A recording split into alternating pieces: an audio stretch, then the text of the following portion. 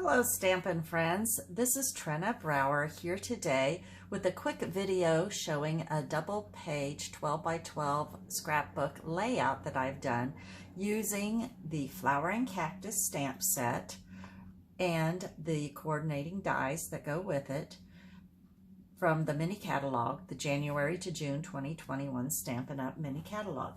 Let me quickly just show you that product medley.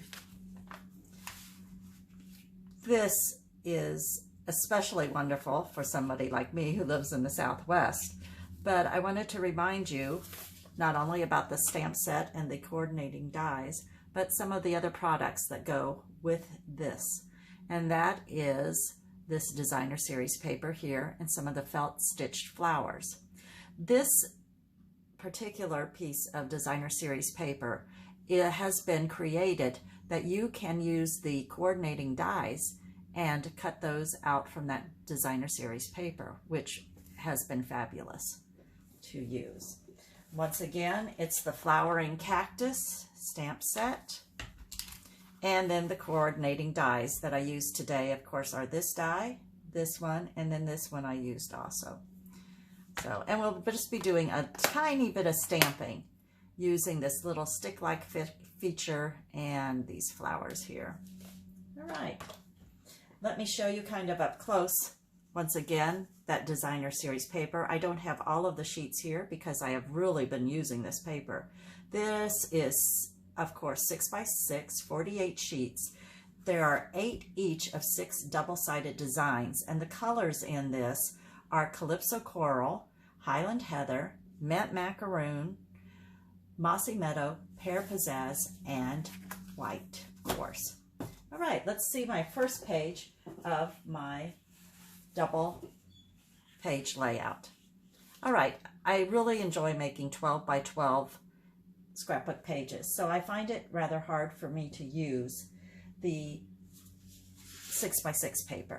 So this time I was determined to use it, and so I decided I would cut my 6 by 6 sheet of designer series paper on the diagonal to make these corners, and I've placed it on just a green sheet of cardstock. And in order, when I was doing this, I wanted to make sure that my cactus didn't end up sideways. So when I cut my first sheet of 6 by 6 paper, I cut it from this diagonal to this diagonal. Then on the second sheet, I once again cut it, but cut it the opposite direction. So that way I made sure all of my corners and my cacti were going the correct direction. And then of course I added this piece right here. Now let's kind of move this over to the side and we'll see the other side of my layout.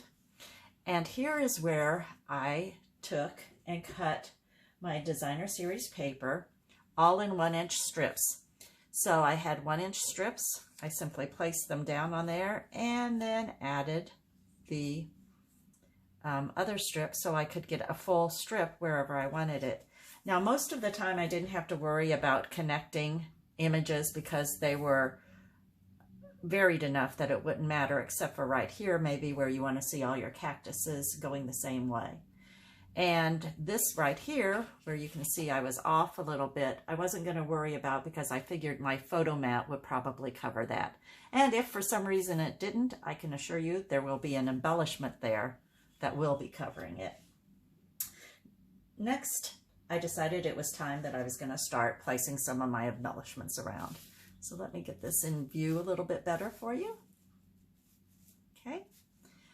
And I started with another 1-inch strip of the designer series paper and placed it on Mossy Meadow cardstock. And I'm kind of going to lay it here and also have another one just like it. And this will go on this part of my layout, right about here somewhere. I won't be attaching any of this down now, just kind of giving you an idea of how I designed some of my pages here. Okay. Also, I've already done some of the embellishments, and of course I've used the cutout of the cactus along with these felt stitched flowers. I'll place it right up here, and let me give you a look at these. These are absolutely darling. I'll be able to use those no matter what. Okay. So there's one of my embellishments. Down here at the other corner, I think I'm going to be using probably this. I've made my Flowering Cactus here. I don't know if you can see him very well. Added another little flower. And the same with this little guy. And he'll probably go right about down here somewhere. Using dimensionals or whatever you have. Now it came to the fun part.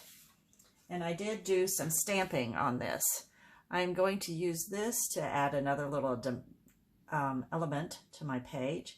And you can see where I've just barely stamped some of those little extra little sticks and flowers. I wanted to just stamp just enough to give it a little bit of dimension and color, but not so much to take away my actual embellishment.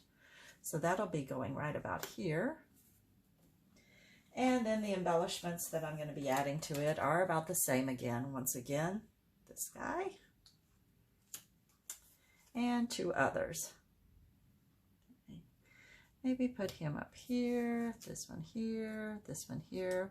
We'll play with that a little bit later. I think I kind of like them the other way around. We'll see. In fact, I might even place him some way different. So he'll look something like this. So that'll be my embellishment up in that corner. Now, let's decide where we're going to put some of our photos. All right. I think I'll take this. I have made a photo mat here with, once again, the Mossy Meadow cardstock, and maybe we'll put one here and one here. Of course, you've got plenty of room to place these anywhere you would like them, and you would move them however you could. So there's my one-page layout right there. Let's move this over to the side and concentrate on this one next. This one, I have now taken the Mossy Meadow cardstock and added a layer of Calypso Coral cardstock for my photo mat. And once again, we'll have maybe your photo here. We might offset them just a little bit too. And then another photo mat coming down here. And of course, these can all be moved whenever I get to actually placing everything down totally correctly. But you have the kind of the idea of how my double page layout is going to look.